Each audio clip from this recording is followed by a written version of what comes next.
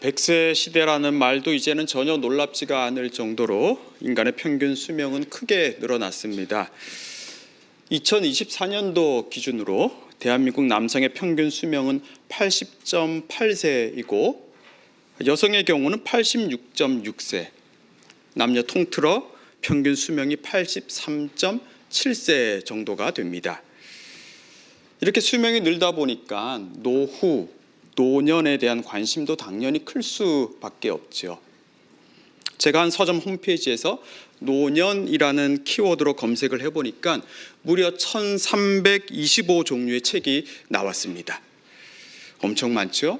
그 중에 몇 가지 책 제목만 소개해드리면 이렇습니다. 최고의 노후, 우아한 노년, 장래 희망은 귀여운 할머니, 재채기하다 갈비뼈가 부러졌을 때 깨달은 것들, 몰라 그냥 살아. 이런 책들이 있었습니다. 재채기하다 갈비뼈가 부러졌을 때 깨달은 것들, 참 공감이 가는 제목이지만 어딘가 좀 씁쓸한 것도 사실입니다.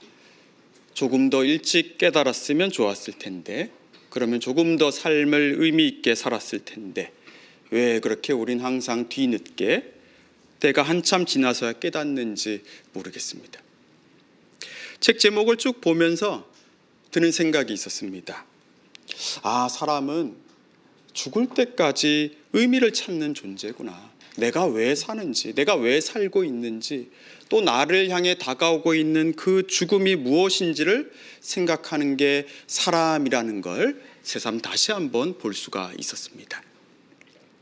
우리는 모두 살면서 충만해지고 싶어 합니다. 나이는 저절로 들어가죠. 가만히 있어도 나이는 들어갑니다. 누가 나이를 그냥 먹여주는 것 같습니다.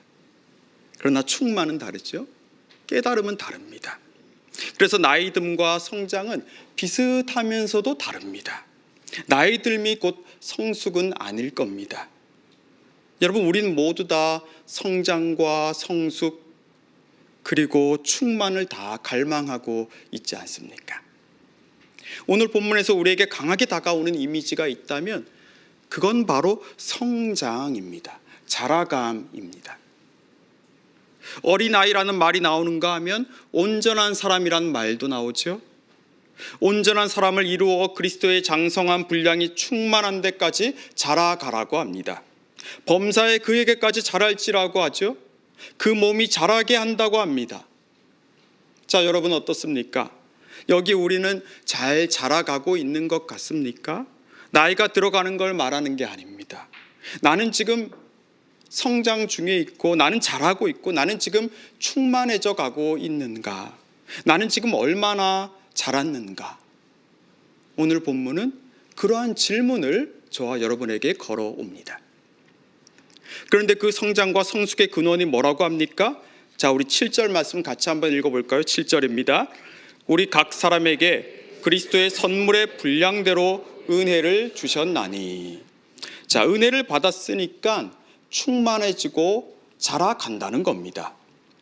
이 7절 말씀을 조금 더 잘 이해하기 위해서 원문을 그대로 직역해 보면 이렇습니다. 은혜가 우리 각 사람에게 그리스도의 선물의 분량대로 주어졌습니다 입니다. 은혜가 여기 우리 각 사람에게 그리스도의 선물의 분량대로 주어졌다는 겁니다. 성장과 성숙의 근원은 그리스도의 선물의 분량대로 주어진 은혜라는 거죠. 자, 그렇다면 그리스도의 선물은 무엇입니까? 자, 오늘 8절을 보시면 이 선물이라는 말이 또 나오고 있죠. 그러므로 이르기를 그가 위로 올라가실 때에 사로잡혔던 자들을 사로잡으시고 사람들에게 선물을 주셨다 하였도다. 예수님이 위로 올라가셨다는 것은 그분의 부활과 승천을 말합니다. 예수님이 다시 살아나신 것은 죽음의 권세를 이기신 걸 말하죠. 또 예수님이 승천하셨다는 것은 그분이 승천하시면서 성령을 주셨다는 걸 말합니다. 예수님은 죽음의 권세를 깨뜨리시고 성령을 주심으로써 사로잡혔던 사람들을 다시 되사로잡으셨습니다. 어둠과 죽음의 권세에 포로로 살고 있던 그 사람들을 다시 거기서 예수님이 구출해 내신 겁니다. 바로 이 선물을 하나님은 우리에게 주셨습니다. 바로 이 선물이, 이 은혜가 우리가 성장해 갈 수 있는 뿌리이고 근본입니다. 우린 이 은혜 위에서 자라갑니다. 이 은혜 위에서 우리는 온전한 사람이 되어갑니다. 이 은혜가 우리를 충만하게 하고 우리를 온전한 사람이 되게 합니다. 이 은혜의 선물을 주신 그리스도에게까지 자라게 합니다. 그리스도에게까지 자라간다는 건 그분이 죽음을 정복한 것 같이 오늘 우리를 위협하고 있는 죽음의 세력들을 우리도 최종적으로는 정복하고 영원한 생명 안에 거한다는 걸 말합니다. 우리는 그 여정을 지금 걸어가고 있는 중입니다. 여러분, 그런데 어떻습니까? 지금 이 말씀을 들으시면서 여러분은 어떤 생각이 드셨는지 모르겠습니다. 어쩌면 우리 중에 많은 사람들은 방금 제가 드린 이 말씀, 아니 오늘 이 에베소서 4장에 기록된 말씀을 보면서 이런 생각을 했을지도 모르겠습니다. 예수님? 예수 그리스도? 잘 알고 있지. 기독교는 예수, 십자가, 죽음, 부활, 이게 가장 중요한 거잖아. 그런데 또 그 이야기이군.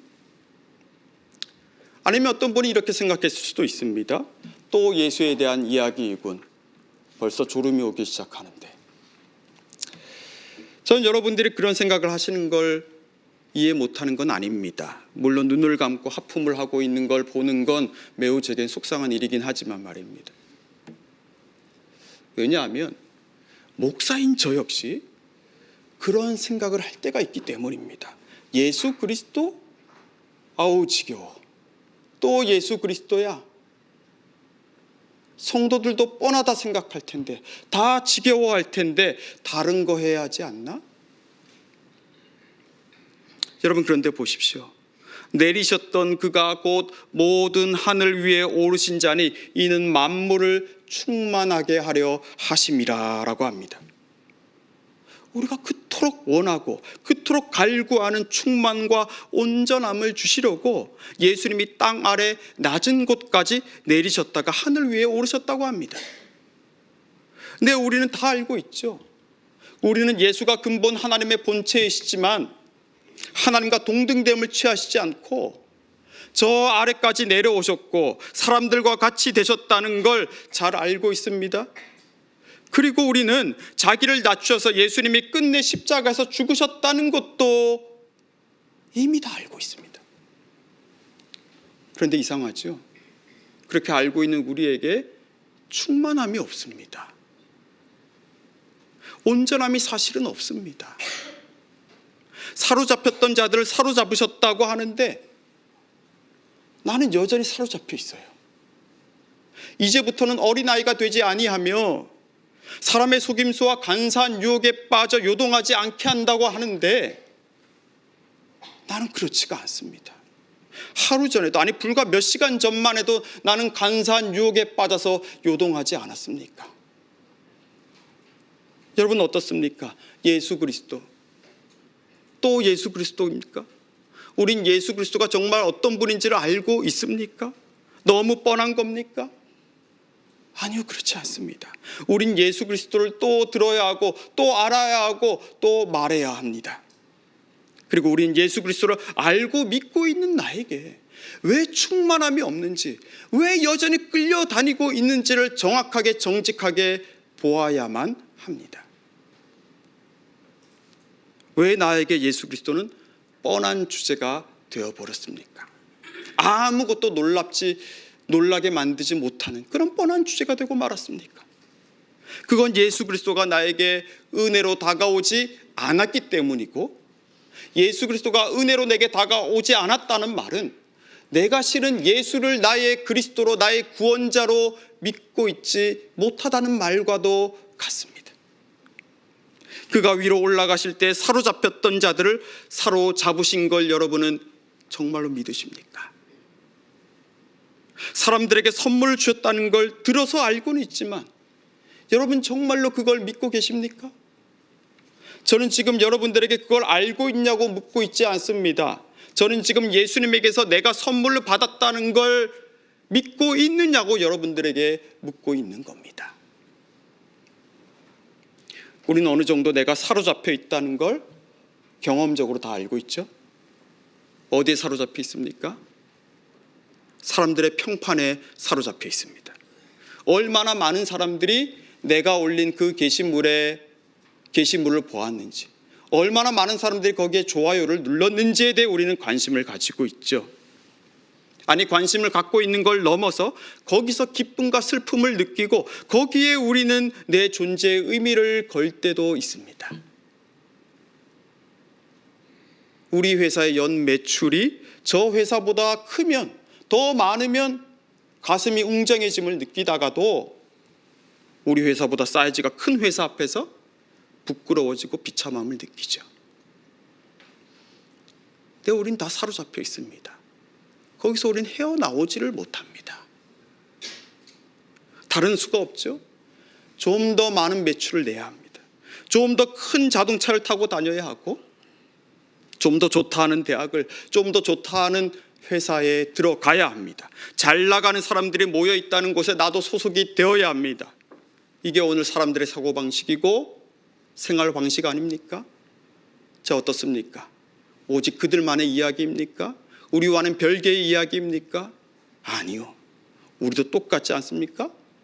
티를 내지 않아서 그렇지, 크게 드러내지 않아서 그렇지, 좀 감추고 있어서 그렇지, 우리 또한 다 사로잡혀 있습니다. 예수가 사로잡혔던 자들을 사로잡으시고 사람들에게 선물 주셨다고 하는데 말입니다. 왜 그렇습니까? 왜 우리는 예수 그리스도에게서 충만을 누리지 못합니까? 그건 우리의 눈이 이미 다른 데 가 있기 때문입니다. 우리가 다른 데서 우리의 충만을 구하고 있기 때문입니다. 다른 데서 안정과 내 평안을 찾고 있기 때문입니다. 다른 데서 연봉이, 매출이, 건강이, 내 사는 거처가, 내 학력이, 내 외모가 나와 함께하고 있는 그 사람들이 나의 나됨을 보여준다고 우리는 믿고 있기 때문입니다. 근데 우린 그걸 믿고 있습니다. 그것들이 나를 행복하게 하고, 그것들이 나를 충만하게 해주고, 그것들이 나를 기쁘게 해준다고 정말로 믿고 있기 때문입니다. 여러분, 그러나 예수님은 그분의 자녀들이 곧 시들어버리고 말라버릴 것에 대해서 매여 살아가는 걸 원치 않으십니다. 그래서 그분은 저 땅 아래 낮은 곳까지 내려가신 겁니다. 그 아래 저와 같은 사람들이 가득가득 모여 있거든요. 그 아래에 충만과 안정을 쫓아가다가 세상의 종이 된 사람들이 많이 있거든요. 거기에 사로잡혀 있는 사람들이 있기 때문입니다. 네, 그분 스스로 그렇게 세상의 종이 되셨습니다. 세상의 종된 우리를 구출해 내시기 위해서 말입니다. 그분은 기꺼이 창녀가 되셨습니다. 창녀가 된 우리를 주님의 신부가 되게 하시려고 말입니다. 그분은 친히 고아가 되셨습니다. 고아였던 우리를 하나님의 자녀로 삼아 주시려고 말입니다. 그분은 친히 죄인이 되셨습니다. 우리가 하나님 앞에서 의인 되게 하시려고 말입니다. 근데 우린 스스로 사로잡힌 그것에서 나올 수가 없으니까 그분이 스스로 사로잡히셨습니다. 그래서 포로된 우리가, 죄수였던 우리가 그 감옥에서 나와 하나님께서 예비하신 그 거처에 살게 해 주셨습니다. 흑암의 권세에 사로잡혀 있던 우리를 건져내시기 위해 그분께서 친히 그 흑암 속으로 내려 들어가신 겁니다. 사랑하는 성도 여러분, 우리가 이 그리스도 예수 안에 있으면 이제 우린 스스로 깨끗하게 보이려고, 스스로 행복하게 보이려고, 스스로 성공한 것처럼 보이려고 애쓰지 않아도 됩니다. 그분께서 이미 우리를 의롭게 하셨기 때문입니다. 그분께서 이미 세상에 줄 수도 없고 흉내낼 수도 없는 그 선물을 우리에게 주셨기 때문입니다. 우리가 그 선물을 받는다면, 우리가 그 선물을 진정 가지고 있다면, 우리는 이제 더 이상 사람의 속임수와 간사한 유혹에 그리고 온갖 교훈의 풍조에 밀려 요동하지 않을 수 있습니다. 그분이 우리 대신 흔들리셨기 때문입니다. 그분이 그 속임수와 유혹과 교훈의 풍조에 밀려 요동하셨기 때문입니다. 그렇게 밀려 요동하시다가 우리를 대신하여 내가 죽어야 할 그 죽임을 그분이 당하셨기 때문입니다. 그리고 그분은 다시 사심으로써 그 무시무시한 죽음과 사망의 권세를 깨뜨려 이기셨기 때문입니다. 내 십자가에서 예수님은 우리가 진정 누구인지를 보여주셨습니다. 십자가에서 우리를 그분은 변화시켜 주셨습니다. 우린 십자가에서 이제 더 이상 어린아이가 아니라 그리스도의 장성한 분량이 충만한 데까지 이를 수 있는 그 선물을 받은 사람이 되었습니다. 우리가 그토록 충만해지려고 그토록 행복한 척 애쓸 필요가 없다는 겁니다. 충만이신 그리스도께서 여기 우리에게 찾아와 우리에게 오셨기 때문입니다. 그 예수의 영이 지금 우리와 함께하고 계시기 때문입니다. 물론 우리는 또 흔들릴 겁니다.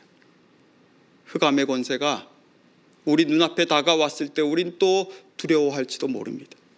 간사한 유혹 앞에서 우린 또 종로로 타려고 할지도 모릅니다. 그러나 여러분 기억하십시오.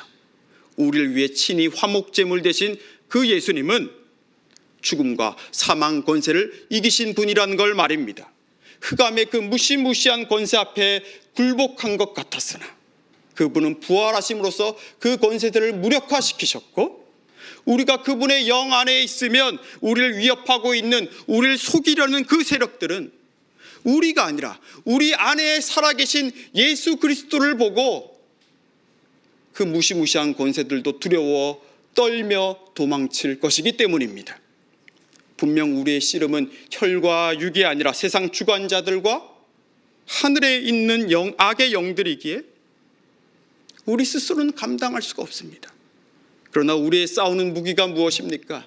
우리의 싸우는 그 무기는 육신에 속한 것이 아니라 어떠한 견고한 진도 무너뜨리는 하나님의 능력이고, 저 모든 높아진 것들을 다 무너뜨리는 하나님의 능력이기 때문에 우리는 이미 이 싸움을 이기신 예수 그리스도 안에서 결국 우리 또한 승리를 이루어 갈 것입니다. 우리가 이 그리스도 예수 안에 있을 때 우린 더 이상 어린아이로 머물러 있지 않고 곧 사라져버릴 것에 매이지 않고 마침내 그에게까지 자라갈 것입니다. 그분 안에 있을 때 우리에게 어울리지 않는 것들, 우리에게 불필요한 것들, 떨어져 나가야 할 것들은 떨어져 나갈 것이고, 연결되어야 할 것은 연결되고 결합되어서 우리를 보다 온전한 사람이 되게 할 것입니다. 성도 여러분, 다른 교훈에 끌려다니지 마십시오. 여러분은 그럴 필요가 없는 사람들입니다. 다른 것으로 여러분의 유익을 찾고 구하지 마십시오. 세상 그 어떤 것과도 비교할 수 없는 하나님의 가장 큰 선물, 예수 그리스도를 여러분들은 이미 가졌기 때문입니다. 기도하겠습니다. 하나님 감사합니다. 우리가 누구이기에 주님은 우리를 위해 아들을 내어주시고 고아와 같던 우리를 자녀 삼아주시고 창녀와 같던 우리를 주님의 신부로 삼아주셨습니까? 하나님, 우리가 그토록 갈망하고 구하던 충만은 예수 그리스도 안에 있었습니다. 이제 우리가 믿고 의지하고 있던 사람들의 속임수와 간사한 유혹과 세상 풍조를 가감히 내려놓고 우리 안에 찾아오신 예수 그리스도 안에 있는 충만한 것을 더 깊이 누리기를 원합니다. 우리가 붙잡기 전에 이미 우리를 붙잡아 주셔서 우리를 사로잡고 있던 권세로부터 건져주신 하나님, 이제 하나님의 아들을 믿는 것과 아는 일에 하나가 되게 하여 주셔서 참으로 온전한 사람으로 예수 그리스도에게까지 자라가도록 인도하여 주십시오. 예수님 이름으로 기도합니다. 아멘.